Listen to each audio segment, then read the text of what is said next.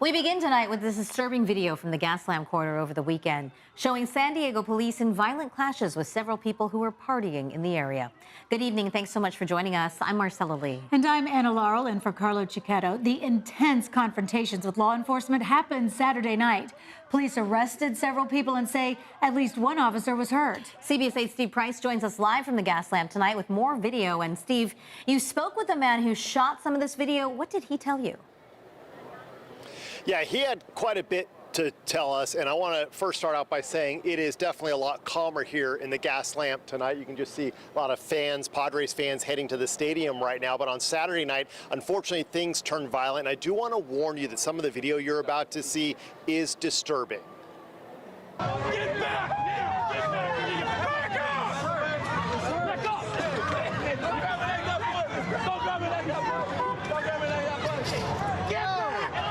Chaos Saturday night in the Gaslamp.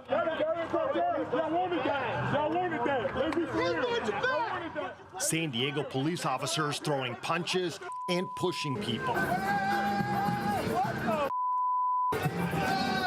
This man almost hit his head on the curb. He wasn't violent towards the officer, and he didn't cause a threat towards anybody else. Corey White caught the shove on camera. He says it happened around 1:30 as the clubs were starting to let out. You know, obviously we need police down here because, you know, bad stuff does happen down here, so we need them down here. But in certain instances, sometimes they just go a little harder than what is warranted. And you can see it on everybody's reactions. Everybody's kind of like, whoa, whoa, whoa, whoa.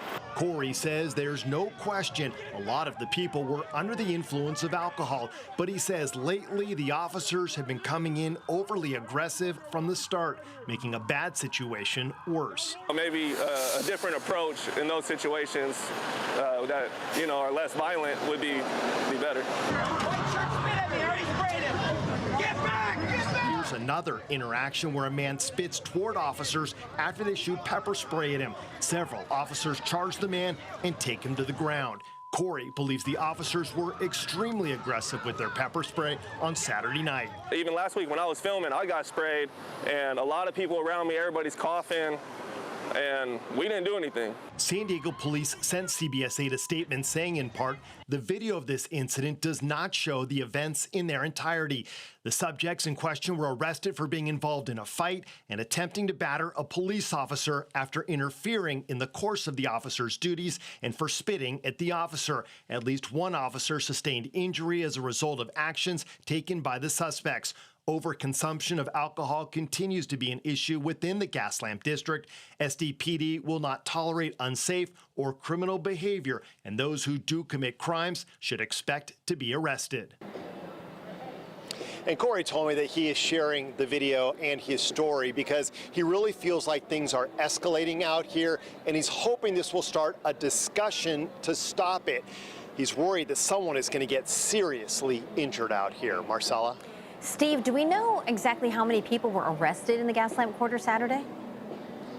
So I emailed San Diego police asking them how many people were arrested and what is the range of charges. They are still gathering that information and say they'll get back to me. But I just saw on the video, Marcella, at least a half dozen people in handcuffs. Now, that doesn't mean that they were all charged with something, but they were definitely taken away from the scene of where they were in handcuffs. All right, hopefully more details coming out in the next few days. Thanks so much, Steve. Right now, Chula Vista police are investigating a potential hate crime at an elementary school. Investigators say someone vandalized the front of Enrique Camarena Elementary with graffiti. We're told it included racial slurs and a swastika. This is the second graffiti incident at the school in just 3 days. Check out this new video into our newsroom. Chopper 8 was overhead when part of a bluff came tumbling down. This happened in La Jolla, just south of the Torrey Pines glider port, just after 4 o'clock this afternoon. It took place over a couple minutes' time. There were some people on the beach below, but everyone appeared to be keeping a safe distance from that falling sand.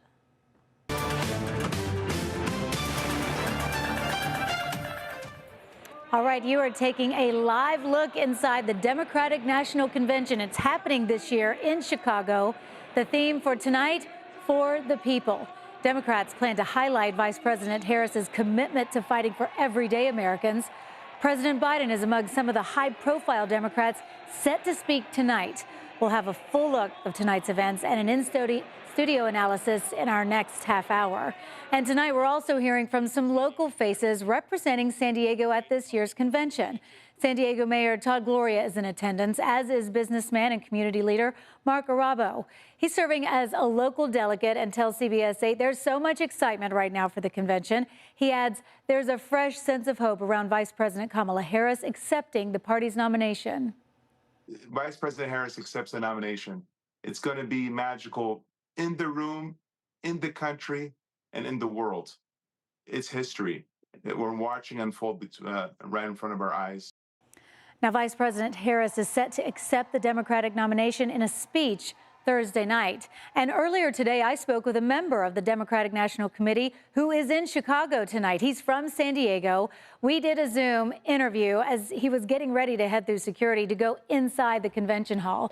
And he sent me some of this cell phone video of when he finally got in the doors. This is Will Rodriguez Kennedy's third Democratic National Convention. But the excitement never gets old.